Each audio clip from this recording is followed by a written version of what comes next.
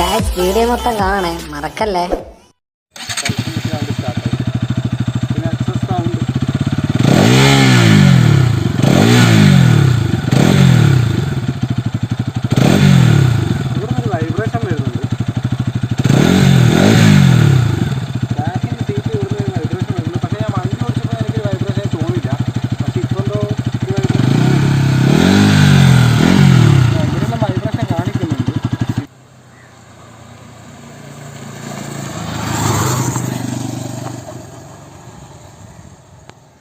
Hi friends, അപ്പോൾ എൻ്റെ പുതിയ എപ്പിസോഡിൽ എല്ലാവർക്കും സ്വാഗതം. അപ്പോൾ ഇന്ന് ഞാൻ റിവ്യൂ ചെയ്യാൻ പോകുന്നത് NS200 BS6 ഉള്ളതാണ്. നമ്മളെ ഫ്രണ്ടിൻ്റെ വണ്ടി തന്നെയാണ്. അവൻ്റെ വണ്ടി എന്ന് പറയുമ്പോൾ എൻ്റെ വണ്ടിയാണല്ലോ. അപ്പോൾ അത് കിട്ടിയ മുതൽ തന്നെ ഞാൻ യൂസ് ചെയ്യാൻ തുടങ്ങിയ വണ്ടിയാണ്. ഇന്ന് വണ്ടി എടുത്തിട്ട് 2 മാസം കഴിഞ്ഞിരിക്കുകയാണ്. അപ്പോൾ അന്ന് ഞാൻ നോട്ട് ചെയ്ത കുറച്ച് പോയിൻറ്റ്സ് ഉണ്ട് വണ്ടിയിൽ. അപ്പോൾ ആ പോയിൻറ്റ്സ് ഇന്ന് എത്രത്തോളം മാറ്റം വന്ന് എന്നും കൂടി എനിക്ക് പറയാൻ പറ്റും. അപ്പോൾ വണ്ടീൻ്റെ പല പല കാര്യങ്ങളും ഞാൻ നിങ്ങൾക്ക് എല്ലാവർക്കും കൂടുതലായിട്ട് പറഞ്ഞുതരാം. പിന്നെ ഭയങ്കര ഫാൻ ബേസ് ഉള്ള വണ്ടിയാണ് NS200. അപ്പോൾ എല്ലാവർക്കും പലതും നമുക്ക് NSനെ കൊണ്ട് അറിയാം എല്ലാവർക്കും. എന്നാലും ഞാൻ റിവ്യൂ ചെയ്യാണ്, എൻ്റെ പേഴ്സണൽ ഒപ്പീനിയൻ വണ്ടിയെ പറ്റി പറയുകയാണ്. അപ്പോൾ നമുക്ക് വണ്ടി വന്നത് അക്ഷയാണ്. ഇതാണ് എൻ്റെ ഫ്രണ്ട്. അപ്പോൾ മച്ചാനെ ഒരുപാട് താങ്ക്സ് ഉണ്ട് കേട്ടോ. ഇനി സഹകരണം പ്രതീക്ഷിക്കുന്നു. ഓക്കെ, അപ്പോൾ നമുക്ക് വണ്ടിനെ പറ്റി കൂടുതൽ കിടക്കാം അല്ലേ. അപ്പോൾ ഇതാണ് വണ്ടി വരുന്നത്. അവൻ റെഡ് കളറാണ് എടുത്തത്. വണ്ടി എന്നും പറയുന്ന പോലെ തന്നെ ഭയങ്കര മൊഞ്ചാണ് വണ്ടി. അതിനെപ്പറ്റി കൂടുതലൊന്നും പറയാനില്ല. എന്തിരുന്നാലും നമുക്ക് വണ്ടീൻ്റെ എൻജിനെ പറ്റി പറഞ്ഞു തുടങ്ങാം അല്ലേ. ഫസ്റ്റ് തന്നെ എൻജിന് വരുന്നത് 4 stroke SOHC 4 liquid cooled triple spark BS6 complaint FI DTSI എൻജിനാണ്. ഇതാണ് ഈ എൻജിന് ടോട്ടലി പറയുകയാണെങ്കിൽ. പലർക്കും അതൊന്നും കൂടുതൽ മനസ്സിലാവില്ല. പിന്നെ വണ്ടി പ്രാന്തന്മാർക്ക് കൂടുതലായിട്ട് മനസ്സിലാവും. അവർ മാത്രം മനസ്സിലാക്കിയാൽ മതിയല്ലേ അതിനെപ്പറ്റി. സംഭവമൊന്നുമില്ല. സംഭവം 200cc എൻജിനാണ്, ലിക്വിഡ് കൂളിംഗ് സിസ്റ്റം ഉണ്ട്. അതുകൊണ്ട് വണ്ടി അധികം ഹീറ്റൊന്നും ആവില്ല. അത്രയ്ക്കേ ഉള്ളൂ കൂടുതലായി പറയാനായിട്ട്. അത്രയ്ക്കേ മനസ്സിലാക്കുന്നുണ്ടോ, അല്ലേ കൂടുതലൊന്നും മനസ്സിലാക്കാനൊന്നും ഇല്ല. അതിൽ കൂളൻ്റ് എല്ലാം വരുന്നുണ്ട്. പിന്നെ എൻജിൻ്റെ പവറിനെ പറ്റി പറയുകയാണെങ്കിൽ 24.5 PS അറ്റ് 9750 RPM. വണ്ടീൻ്റെ ടോർക്കിനെ പറ്റി പറയുകയാണെങ്കിൽ 18.5 Nm അറ്റ് 8000 RPM ആണ് വരുന്നത്.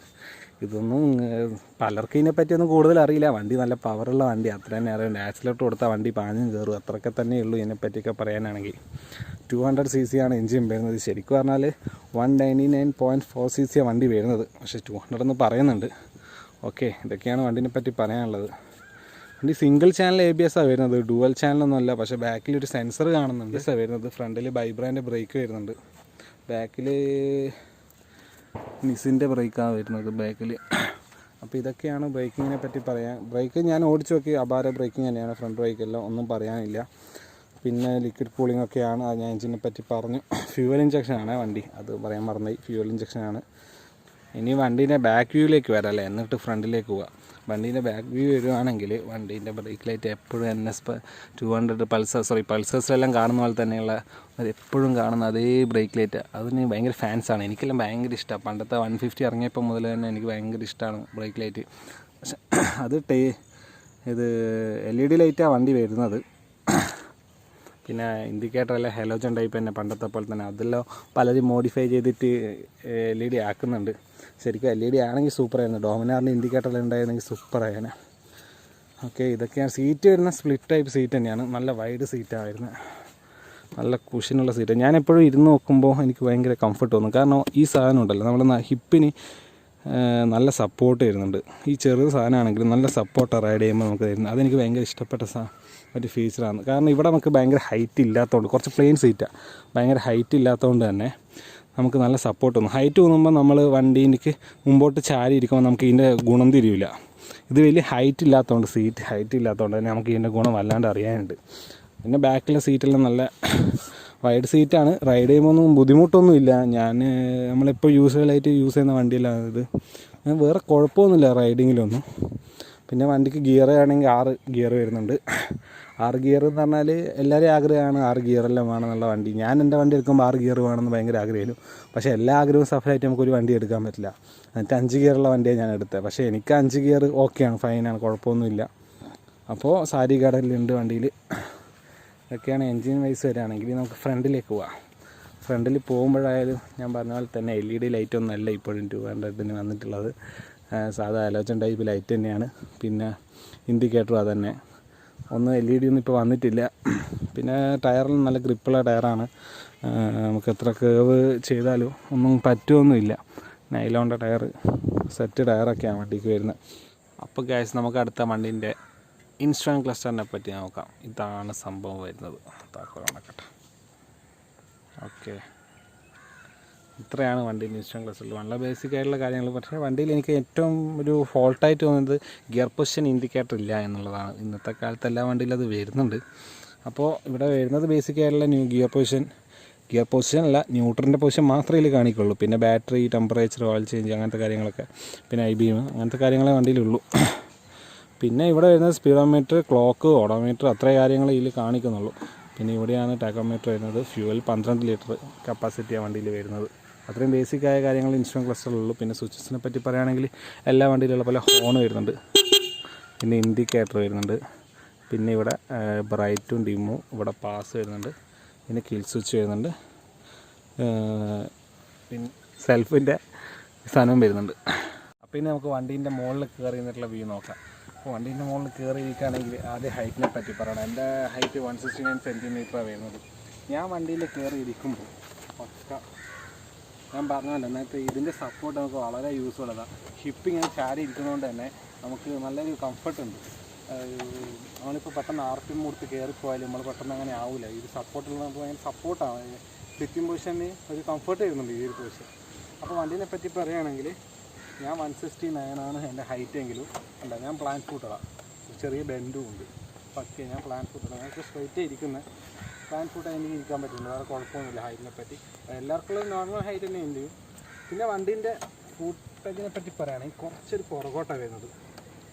നമ്മളെ സീറ്റിൻ്റെ കറക്റ്റ് താഴെ കാല് കുറച്ച് ബെൻഡ് ചെയ്ത് വെക്കേണ്ട വരുന്നുണ്ട്. പക്ഷെ കുഴപ്പമൊന്നുമില്ല, അതൊരു സ്പോർട്സ് സ്റ്റാൻഡ് ചെയ്യുന്നുണ്ട്. ഹാൻഡിൽ പൊസിഷനെ പറ്റി പറയുകയാണെങ്കിൽ നല്ല വൈഡ് ആംഗിളാണ് വരുന്നത്. നല്ല വൈഡ് ആംഗിൾ വരുന്നുണ്ട്. നമുക്ക് നല്ല കംഫർട്ട് ചെയ്യുന്നുണ്ട്. ഒരു ചെറിയ പൊസിഷൻ അല്ല, അതുകൊണ്ട് തന്നെ നമുക്ക് ഹാൻഡിൽ ബാറിൽ അധികം വെയിറ്റ് കൊടുക്കേണ്ട ആവശ്യം വരുന്നില്ല. നല്ല വൈഡാണ് ഹാൻഡിൽ ബാർ. അതെനിക്ക് ഭയങ്കര ഇഷ്ടപ്പെട്ടു. ഞാനിത് ആദ്യമായിട്ട് തന്നെ വണ്ടി ഓടിച്ചപ്പോൾ ശ്രദ്ധിച്ചൊരു പോയിൻ്റ് അതാണ്. അതേപോലെ ഡോമിന 400 നല്ല വൈഡ് ഹാൻഡിൽ ബാർ ആയതുകൊണ്ട് എനിക്ക് അന്ന് നല്ല കംഫർട്ട് തോന്നി. അതേ ഒരു വൈഡ് ആംഗിൾ തന്നെ എനിക്ക് ഇവിടെയും തോന്നുന്നത്. പിന്നെ വണ്ടീൻ്റെ അഗ്രസീവിനെ പറ്റി പറയുകയാണെങ്കിൽ എൻ്റെ ഇപ്പോൾ കറക്റ്റ് സിറ്റിംഗ് പൊസിഷൻ ഇതാ ഇത്രയേ ഉള്ളൂ. ഇത് പൊടിക്ക് എന്താ പറയണ്ട, ഒരു 3-4 സെൻറ്റിമീറ്റർ ഒന്ന് താവണം. വലിയ സ്പോർട്ടി ആയിട്ടൊന്നും ഇരിക്കുന്നില്ല. നമ്മളിപ്പോൾ സാധാ പൊസിഷനിൽ ഇതാ ഇങ്ങനെയുള്ള ഹാൻഡിൽ ബാർ കുറച്ചൊന്ന് താഴുക. സ്പോർട്ടി ആയിട്ട് എനിക്ക് അത്ര സ്പോർട്ടിനെസ് ഒന്നും തോന്നുന്നില്ല വണ്ടിയിൽ. ഈ സ്പോർട്ടി ആയിട്ട് ഇരിക്കാൻ പറ്റുമെന്ന് വെച്ചാൽ ഇങ്ങനെ ഇരിക്കാനെല്ലാം പറ്റും, കുഴപ്പമൊന്നുമില്ല. സ്പോർട്ടി ആയിട്ട് ഇരിക്കണമെങ്കിൽ ഇരിക്കാം. പക്ഷേ ശരിക്കും പറഞ്ഞാൽ കംഫർട്ടായിട്ട് ഇരുന്നിട്ട് കംഫർട്ടായിട്ട് യാത്ര ചെയ്തിട്ട് ഒരു കുഴപ്പമില്ല. അപ്പോൾ രണ്ട് രീതിക്ക് യൂസ് ചെയ്യാൻ പറ്റുന്ന വണ്ടി, ഒരു കുഴപ്പമില്ല. വണ്ടീൻ്റെ സൗണ്ടിനെ പറ്റി കേൾക്കുകയാണെങ്കിൽ സൈലൻസർ ഇല്ല ഇവിടുത്തെ പോലെ. പണ്ടത്തെ വണ്ടി ഇവിടെയല്ലേ സൈലൻസർ ഉണ്ടാവും, ഈ വണ്ടിക്ക് അതില്ല. ഉള്ളിലാണ് സൈലൻസർ. പിന്നെ സ്റ്റാർട്ട് ചെയ്യുന്നതിന് മുമ്പ് ഇവിടെ സൗണ്ട് വരണം, അതാണ് നമ്മൾ ശ്രദ്ധിക്കേണ്ട പോയിന്റ്. ഓഫാക്കാം, ഞങ്ങൾ കേൾക്കണമെന്ന് അറിയില്ല. സൗണ്ട് വരും. എൻ്റെ സാധാ വണ്ടി ഇപ്പോൾ ഫ്യൂൽ ഇഞ്ചക്ഷൻ വണ്ടികൾക്കെല്ലാം വരുന്ന അതേ ഒച്ചയാണ്. അത് വന്നതിന് ശേഷം ജസ്റ്റ് സെൽഫ് ചെക്ക് ചെയ്യാൻ മതി, ക്ലച്ചൊന്നും പിടിക്കണമെന്നില്ല. സെൽഫ് ചെക്ക് വണ്ടി സ്റ്റാർട്ടായി. പിന്നെ എക്സസ് സൗണ്ട്,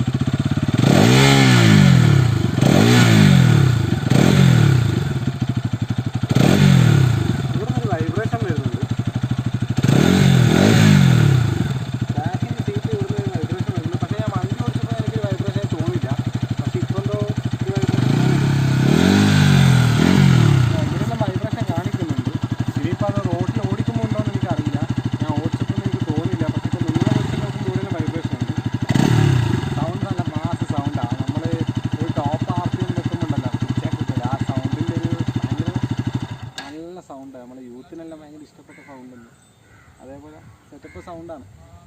ഈ വണ്ടിയിൽ ആകെ തോന്നിയൊരു നെഗറ്റീവ് പോയിൻറ്റ്സ് എന്താണെന്ന് വെച്ചാൽ വണ്ടീൻ്റെ ഹീറ്റിംഗ് ആണ്. ഇവിടെ നിന്നെല്ലാം കാലിൽ ഗിയർ പൊസിഷനിൽ നല്ല ഹീറ്റിംഗ് വരുന്നുണ്ട്. ഗിയർ ആയാലും ബ്രേക്കിൻ്റെ അവിടെ ആയാലും ഹീറ്റ് നല്ല രീതിയിൽ വണ്ടി വരുന്നുണ്ട്. നമ്മൾ ഈ വണ്ടി എടുത്ത് രജിസ്റ്റർ ചെയ്യാൻ പോകുന്ന ടൈമിൽ തന്നെ ഞാൻ ഇവരോട് ആദ്യം പറഞ്ഞ കാര്യമാണ് വണ്ടിയുടെ ഹീറ്റിംഗ് നമുക്ക് നല്ലോണം അടിക്കുന്നുണ്ട്. കാരണം എൻ്റെ വണ്ടി നോക്കുമ്പോൾ എനിക്ക് ഒട്ടും ഹീറ്റിംഗ് അടിക്കില്ല. അപ്പോൾ ഈ വണ്ടിക്ക് പെട്ടെന്ന് ഹീറ്റ് അടിക്കുമ്പോൾ ഞാൻ പെട്ടെന്ന് അത് നോട്ട് ചെയ്ത്, അപ്പോൾ ഹീറ്റിംഗ് അടിക്കുന്നുണ്ട്. നമ്മളത് ഷോറൂമിൽ പോയി അപ്പം തന്നെ അവരോട് കാര്യം പറഞ്ഞു. അപ്പോൾ അവർ പറഞ്ഞ സർവീസ് ചെയ്യുമ്പോൾ ഇത് കുറഞ്ഞോളുന്ന. ഇപ്പോൾ ഇവൻ്റെ സർവീസ് കഴിഞ്ഞ് ഇപ്പോൾ കുഴപ്പമില്ല. വലിയ അന്നത്തെ അത്ര ഹീറ്റിംഗ് ഇല്ല, കുറഞ്ഞിട്ടുണ്ട്. ചെറിയ ഹീറ്റിംഗ് അടിക്കുന്നുണ്ട്. ഒട്ടും ഹീറ്റിംഗ് ഇല്ലയെന്നൊന്നും ഞാൻ പറയുന്നില്ല, ചെറിയ ഹീറ്റിംഗ് ഉണ്ട്. അത് ഇനി അടുത്ത സർവീസിൽ ഇനിയും കുറയുമെന്ന് വിചാരിക്കുന്നു. അപ്പോൾ ഈ വണ്ടിയിൽ ഞാൻ കണ്ട ആകെ കുറച്ച് നെഗറ്റീവ് പോയിൻറ്റ്സ് എന്ന് പറഞ്ഞാൽ അതേ ഉള്ളൂ. വേറെ വണ്ടിക്ക് വൈബ്രേഷനും കാര്യങ്ങളൊന്നുമില്ല. ആദ്യം ടാങ്കിൻ്റെ സൈഡിൽ ഒരു വൈബ്രേഷൻ ഉണ്ടായിരുന്നു, അത് സർവീസ് കഴിഞ്ഞപ്പോൾ മാറി. വേറെ കുഴപ്പമൊന്നും ഈ വണ്ടിയിൽ ഞാൻ കാണുന്നില്ല. ഗിയറിംഗ് ആയാലും ക്ലച്ചെല്ലാം ലൈറ്റ് ക്ലച്ച്, ഒരു കുഴപ്പമില്ല. ബ്രേക്കിംഗ് പക്ക, ആക്സിലേറ്റർ കൊടുത്തപ്പോൾ തന്നെ വണ്ടി പായുന്നുണ്ട്. അപ്പോൾ ഈ വണ്ടിയിൽ വേറെ കുഴപ്പമൊന്നുമില്ല. മിറേഴ്സ് എല്ലാം നല്ല യൂസ്ഫുൾ തന്നെ. അപ്പോൾ പ്രത്യേകിച്ച് ഈ വണ്ടിക്ക് ഞാൻ വേറൊരു കുഴപ്പം കാണുന്നില്ല. ആ ഒരു ഹീറ്റിംഗ് ഒഴിച്ചല്ലാണ്ട് വേറെ ഒരു കുഴപ്പവും ഞാൻ ഈ വണ്ടി കാണുന്നില്ല. അപ്പോൾ ഇത്രയ്ക്ക് ഈ വണ്ടീനെ പറ്റി എനിക്ക് പറയാനുള്ളത്. നിങ്ങളോട് എന്തെങ്കിലും ഡൗട്ടോ കാര്യങ്ങളോ ഉണ്ടെങ്കിൽ ചോദിക്കുക. ഈ വണ്ടീൻ്റെ ഓൺ റോഡ് പ്രൈസ് വരുന്നത് 1,70,70,400 രൂപയാണ് ഈ വണ്ടിക്ക് ഓൺ റോഡ് റേറ്റ് വരുന്നത്. പിന്നെ ഇപ്പോൾ നിങ്ങൾക്ക് മിനിമം ഡൗൺ പേയ്മെൻ്റ് ആയിട്ട് 33,000 കൊടുത്താൽ 5,620 രൂപ EMI നിരക്കിൽ വണ്ടി കിട്ടും. ഓക്കെ, ഇതൊക്കെയാണ് ഈ ലോണിൻ്റെ സ്കീം. ഏറ്റവും ബേസിക് സ്കീമാണ് അത് പറയുന്നത്. പിന്നെ അതിൻ്റെ മുകളിലേക്ക് സ്കീമുണ്ട്. അപ്പോൾ ഇത്രയ്ക്ക് ഈ വണ്ടിയെ പറ്റി എനിക്ക് പറയാനുള്ളൂ. വണ്ടിയിൽ വേറെ നെഗറ്റീവ്സ് ഒന്നുമില്ല. പക്ക നല്ല കംഫർട്ട് പൊസിഷനാണ്. ബോഡിക്കൊന്നും ഒരു പെയിനും വരുന്നില്ല വണ്ടി ഓടിക്കുമ്പോൾ. അപ്പോൾ ഇത്രയൊക്കെ ഉള്ളൂ. എൻ്റെ ചാനൽ നിങ്ങൾ സബ്സ്ക്രൈബ് ചെയ്യുക, അതാണ് എനിക്ക് അടുത്ത് പറയാനുള്ളത്. കാരണം ഞാൻ ന്യൂ ബിഗിനറാണെന്നറിയാം. എന്നിട്ട് 400 സംതിങ് സബ്സ്ക്രൈബേഴ്സ് എനിക്ക് കിട്ടി. എൻ്റെ വീഡിയോ റെപ്രസെൻറ്റേഷനൊന്നും അത്ര പോരാ, എനിക്കറിയാം. പക്ഷേ ഞാൻ ഡെവലപ്പ് ആവുമെന്നുള്ള വിശ്വാസം എനിക്ക് തന്നെ ഉണ്ട്. ഞാൻ ഇമ്പ്രൂവ് ആവും, എന്തായാലും ചെയ്യുമോ, ഇമ്പ്രൂവ് ആവും ഉറപ്പാണ്. ഓക്കെ, അപ്പോൾ നിങ്ങൾ സബ്സ്ക്രൈബ് ചെയ്ത് എന്നെ ഒന്ന് പ്രൊമോട്ട് ചെയ്യണം. അല്ലെങ്കിൽ സബ്സ്ക്രൈബേഴ്സ് എല്ലാം കുറഞ്ഞിരുന്നാണെങ്കിൽ ഞാൻ മാനസികമായിട്ട് തകർന്നു പോകില്ലേ. അതുകൊണ്ട് പെട്ടെന്ന് തളരുന്ന ഒരാളാണ്, പക്ഷെ തളരാണ്ട് എണീച്ച് വരണം എന്ന് ആഗ്രഹമുണ്ട്. അതുകൊണ്ട് നിങ്ങളെല്ലാം സബ്സ്ക്രൈബ് ചെയ്യണം. ഓക്കെ, ഷെയർ ചെയ്യാൻ പറ്റുമെങ്കിൽ ഷെയർ ചെയ്യുക. അപ്പോൾ അത്രയ്ക്കേ ഉള്ളൂ. അപ്പോൾ അടുത്ത വീഡിയോ കാണാം. Okay, by.